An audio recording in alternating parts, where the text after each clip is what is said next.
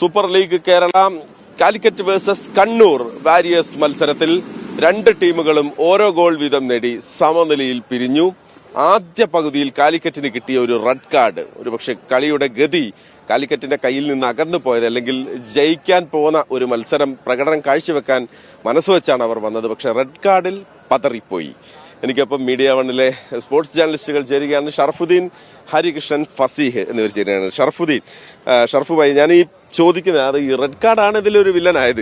തീർച്ചയായും ഇന്നത്തെ ആ റെഡ് കാർഡ് തന്നെയാണ് ആ കളി മാറ്റിയത്. ആസിഫ് 5-ാം മിനിറ്റിൽ തന്നെ ആദ്യം മഞ്ഞക്കാർഡ് വാങ്ങി. അതിനുശേഷം കളി മുന്നോട്ട് പോകുമ്പോൾ കാലിക്കറ്റ് ലീഡ് എടുക്കുന്നുണ്ട്. 28-ാം മിനിറ്റിൽ കാലിക്കറ്റ് അഷ്റഫിലൂടെ ലീഡ് എടുത്തു. അതിനുശേഷം 42-ാം മിനിറ്റിൽ ആ ഒരു റെഡ് കാർഡ് വരുന്നത് കളിയുടെ ഗതി തന്നെ ആകെ മാറ്റിമറിക്കുന്നതാണ് നമ്മൾ കാണുന്നത്. കാരണം അതിനുശേഷം പിന്നെ കണ്ണൂർ കുറച്ചുകൂടി അഗ്രസീവായി കളിച്ച് അവർ ഗോൾ നേടി സമനിലയിലേക്ക് പോയി. സെക്കൻഡ് ഹാഫിൽ കുറച്ചുകൂടി അഡ്വാൻസ് ചെയ്ത് കളിക്കാൻ കൃത്യമായി കണ്ണൂരിനെ സാധിച്ചത് തന്നെ അതുകൊണ്ടാണ്. ഒരുപക്ഷെ നമുക്ക് പറയാവുന്നത് കാലിക്കറ്റിന് ഇതിൽ ഒരു ആശ്വാസം എന്ന് പറയാം. കാരണം സെക്കൻഡ് ഹാഫ് മുഴുവൻ 10 പേരുമായിട്ടാണ് കളിച്ചത്. കണ്ണൂരിന് നിരാശ എന്ന് പറയേണ്ടി വരും. കാരണം കണ്ണൂരിന് തുടർച്ചയായിട്ട് അവർ വിന്നിംഗ് പെർസെന്റേജിൽ മുന്നിൽ നിൽക്കുന്ന ടീമാണ്, 1ാം സ്ഥാനത്തുള്ള ടീമാണ്. അവർക്ക് ഇവിടെ നിന്നൊരു ജയം നേടി പോകുക എന്നത് അവരുടെ ഒരു സ്വപ്നമായിരുന്നു, അവരുടെ അടുത്ത ഘട്ടത്തിലേക്കുള്ള ഒരു പ്രതീക്ഷയായിരുന്നു. പക്ഷെ അവർക്ക് സമനില വഴങ്ങി തിരിച്ചു പോകേണ്ടി വന്നു. കാലിക്കറ്റിനെ സംബന്ധിച്ചാണെങ്കിൽ കാലിക്കറ്റ് ഇപ്പം 4ാമതാണ് പോയിന്റ് ടേബിളിലുള്ളത്. അപ്പോൾ അതുകൊണ്ട് തന്നെ ഇനിയുള്ള മത്സരങ്ങൾ കാലിക്കറ്റിന് വളരെ നിർണായകമായി വരികയാണ്. കാരണം ഇപ്പോൾ തന്നെ 2 സമനില, 1 തോൽവി, 1 ജയം. ഇനി അടുത്ത മത്സരത്തിൽ തീർച്ചയായും ഒരു ജയം തന്നെയാണ് കാലിക്കറ്റ് സ്വപ്നം കാണുന്നത്. കണ്ണൂരിനെ സംബന്ധിച്ചും കണ്ണൂരിന് അടുത്ത ലക്ഷ്യത്തിലേക്ക് മുന്നേറാൻ, പുതിയ കിരീടത്തിലേക്ക് മുന്നേറാൻ അടുത്ത മത്സരം അവർക്കും ജയം അനിവാര്യമായി വന്നിരിക്കുകയാണ്. അതായത് സൂപ്പർ ലീഗ് കേരള കൂടുതൽ ആവേശത്തിലേക്ക് നീങ്ങുന്നതാണ് ഈ മത്സരത്തിൽ സൂചനയും കൂടിയാണ്. അതിന്റെ ഒരു സൂചന തന്നെയാണ് ഈ മത്സരം. കാലിക്കറ്റിനെ സംബന്ധിച്ച ഒരു ആശ്വാസം എന്ന് തന്നെ പറയേണ്ടി വരും. കാരണം 10 പേരുമായിട്ടാണ് അവസാന മിനിറ്റ് വരെ അവർ പോരാടിയത്. ഹരി, 10 പേരുമായി കാലിക്കറ്റിൽ നിന്നും കണ്ണൂരിന്റെ എന്ത് പറ്റി? ഗോളടിക്കാൻ മറന്നുപോയല്ലോ. 2ാം പകുതിയിൽ അവസരങ്ങൾ സൃഷ്ടിക്കുന്നതിൽ അവരെ മുന്നേറ്റ നിര മുനയൊടിഞ്ഞു പോയി എന്ന് പറഞ്ഞാൽ തെറ്റുണ്ടോ? ഇല്ലല്ലോ, ഒരിക്കലും തെറ്റില്ല. കാരണം ഈ പറഞ്ഞ പോലെ അവർക്ക് ചാൻസുകൾ ക്രിയേറ്റ് ചെയ്തു, പക്ഷെ അത് ഫിനിഷ് ചെയ്യാൻ പറ്റിയില്ല എന്നുള്ള കാര്യമാണ്. അപ്പോൾ ഇത്രയും നല്ലൊരു അവസരം കിട്ടിയിട്ട്, അതായത് ഒരു പകുതി മൊത്തം ഒരു 10 പേരുമായിട്ടുള്ള എതിർ ടീം 10 പേരുമായി നിൽക്കുമ്പോൾ ഗോളടിക്കാനുള്ള ഗോളടിക്കാൻ അവസരം ഉണ്ടായിരുന്നു, സൃഷ്ടിച്ചു അവര്. പക്ഷെ ആ ഒരു ഫിനിഷിംഗ് ടച്ച് എവിടുന്നോ മിസ്സായി പോയെന്നാണ് തോന്നുന്നത്. പിന്നെ സെക്കൻഡ് ഹാഫിൽ സിനാൻ ഇറങ്ങിയപ്പോൾ കുറച്ചും കൂടി അവസരങ്ങൾ നമ്മൾ സൃഷ്ടിക്കുന്നതായിട്ട് കണ്ടു. പക്ഷെ അവിടെയും ഈ പറഞ്ഞ പോലെ ഫിനിഷിങ്ങില് നല്ല രീതിയിൽ പ്രശ്നങ്ങൾ കണ്ടു. മലപ്പുറത്തിന് കെന്നഡി ഇറങ്ങുന്നത് പോലെയാണ് കണ്ണൂരിന് സിനാൻ ഇറങ്ങുന്നത്, അല്ലേ? ഒരു ആവേശം അങ്ങ് വരുവാണ്.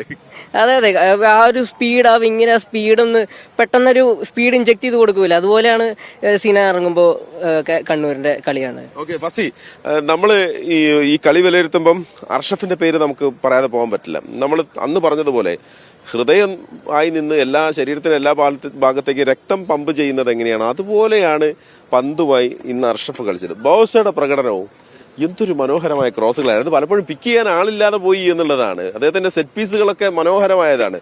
ഇന്ന് കുറെ കൂടി വളരെ അഗ്രസീവായി അദ്ദേഹം കളിക്കുകയും ചെയ്തു. ഈ 2 താരങ്ങളെ നമ്മൾ എങ്ങനെ കാണണം? ഇപ്പം പ്രത്യേകിച്ച് ബോസയുടെ കേസ് പറയുകയാണെങ്കിൽ, ബോസെ കഴിഞ്ഞ കുറെ മത്സരങ്ങളിൽ ആളുടെ ഒരു 100% പൊട്ടൻഷ്യൽ പുറത്തെടുക്കാൻ പറ്റിയിട്ടില്ല. അപ്പം ഇപ്പോൾ ഇൻസ്റ്റാഗ്രാമിലും മറ്റൊക്കെ ആയിട്ട് ആളുടെ പ്രകടനത്തെ വിലയിരുത്തിയിരുന്നതിനെ തിരുത്തി കുറിക്കുന്ന ഒരു പ്രകടനം കാഴ്ചവെച്ചു.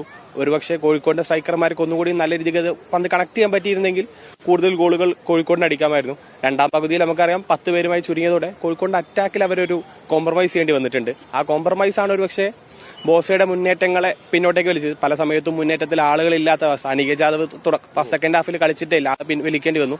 അപ്പം അത് കോഴിക്കോടിന് ഒരുപക്ഷെ ഒരു ഡ്രോബാക്കായി മാറിയിട്ടുണ്ട്. പിന്നെ അർഷാഫ് നമ്മളോട് സംസാരിച്ചപ്പോൾ പറഞ്ഞ പോലെ ആളുടെ ഫസ്റ്റത്തെ സൂപ്പർ ലീഗ് ഗോളാണ്. പക്ഷെ ആള് കഴിഞ്ഞ സീസണും എന്ത് നല്ല പെർഫോമൻസ് ആണോ കാഴ്ചവെച്ചത് അതിനുള്ള എമർജിംഗ് പ്ലെയറിന്റെ അവാർഡ് വാങ്ങിയിട്ടാണ് ആൾ മടങ്ങിയിട്ടുള്ളത്. അപ്പം ആളുടെ ഒരു കൺസിസ്റ്റൻസി കീപ്പ് ചെയ്യാൻ, അല്ലെങ്കിൽ ആ ഒരു ട്രൂ പൊട്ടൻഷ്യലിലേക്ക് വീണ്ടും ഉയർന്ന ഒരു മത്സരമാണ്. അർഹിച്ച ഒരു ഗോൾ ആൾ നേടുന്നു, മാൻ ഓഫ് ദ മാച്ച് ആവുന്നു. എല്ലാം കൊണ്ടും കോഴിക്കോടിന്റെ പ്ലെയേഴ്സ് നന്നായി കളിച്ചു. 2ാം പകുതിയിൽ വരെ ഈ ഭാഗ്യം എന്നൊരു 11ാമൻ അവരുടെ കൂടെ ഉണ്ടായിരുന്നു. 2ാം പകുതിയിൽ കണ്ണൂരിന്റെ ഒരുപാട് മുന്നേറ്റങ്ങൾ പോസ്റ്റിലേക്ക് എത്തിയെങ്കിലും നേരിയ വ്യത്യാസത്തിൽ അത് പുറത്തേക്ക് പോയത് ആ ഭാഗ്യത്തിന് ആനുകൂല്യം കൂടി ഉണ്ടായതുകൊണ്ടാണ്.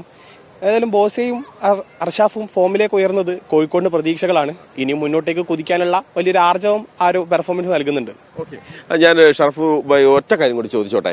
ഇന്ന് നമ്മൾ ഈ രണ്ട് താരങ്ങളുടെ പേര് പറഞ്ഞില്ലേ നമ്മൾ നീതികേടായി പോയി ചെയ്യുന്നത്. ഒന്ന് ഗാസ്റ്റൺ സോസയും ഒന്ന് റിച്ചാർഡ് ഒസായിയും 10 പേരായിട്ട് നിൽക്കുന്ന സമയത്തും കാലിക്കറ്റിന്റെ പ്രതിരോധം ആടി ഉലയാതെ നിന്നത് ഈ 2 പേരുള്ളത് കൊണ്ടാണ്. അത് അവസാന മിനിറ്റ് വരെ ആക്രമിച്ച് കളിക്കാനാണ് കണ്ണൂർ പ്ലാൻ ചെയ്തത്. അവർ സിനാനെ അടക്കം ഗ്രൗണ്ടിലേക്ക് ഇറക്കിയിട്ട് തീർച്ചയായും ഒരു വിജയം തന്നെയാണ് അവര് കാലിക്കറ്റ് കോർപ്പറേറ്റ് സ്റ്റേഡിയത്തിൽ നിന്ന് അവർ ലക്ഷ്യമിട്ടത്. പക്ഷേ എന്തുകൊണ്ടോ കൃത്യമായിട്ട് പ്രതിരോധിച്ച് നിർത്താൻ കാലിക്കറ്റ് തുടക്കം മുതൽ ഫസ്റ്റ് മത്സരത്തിൽ നമുക്കറിയാവുന്നതാണ് കൊച്ചിക്കെതിരെ നമ്മൾ കൃത്യമായി പ്രതിരോധിച്ചാണ് കളിച്ചത്. ആ ഒരു പ്രതിരോധം തന്നെയാണ് ഇന്നത്തെ മത്സരത്തിൽ നമുക്ക് കാണാൻ കഴിഞ്ഞത്. കൃത്യമായിട്ട് ഗോൾ വഴങ്ങില്ല എന്നുള്ള ഒരു നിശ്ചയദാർഢ്യത്തോടെയുള്ള ഒരു പ്രതിരോധമാണ് കാലിക്കറ്റിൽ നിന്നുണ്ടായത്. അതുകൊണ്ട് തന്നെയാണ് കണ്ണൂരിന് ഉറപ്പിച്ച ഒരു 3 പോയിന്റ് ഇവിടുന്ന് നഷ്ടമായത്. ഒരു പോയിന്റ് കൊണ്ട് തൃപ്തിപ്പെടേണ്ടി വന്നതും അതുകൊണ്ടാണ്. ഓക്കെ, അപ്പോൾ അതാണ് കണ്ണൂർ വേഴ്സസ് കാലിക്കറ്റ് മത്സരം വിലയിരുത്തുമ്പോൾ, താരങ്ങളുടെ പ്രകടനങ്ങൾ വിലയിരുത്തുമ്പോൾ അർഷഫ്, ഒപ്പം ബോസെ, ഗാസ്റ്റൺ സോസ, ഇപ്പുറത്ത് റിച്ചാർഡ് ഒസായി, 4 താരങ്ങൾ. പക്ഷെ അപ്പോഴും കാലിക്കറ്റിന്റെ ആരാധകർക്ക് സങ്കടമുണ്ട് കേട്ടോ. ആസിഫ് അനാവശ്യ നിമിഷത്തിൽ നേടിയ ആ ചുവപ്പ് കാർഡാണ് കളിയുടെ ഗതി മാറ്റിമറിച്ചത്, കാലിക്കറ്റിനെ പിന്നോട്ട് വലിച്ചത്. 1-1 തോറ്റിട്ടില്ല 2 ടീമും.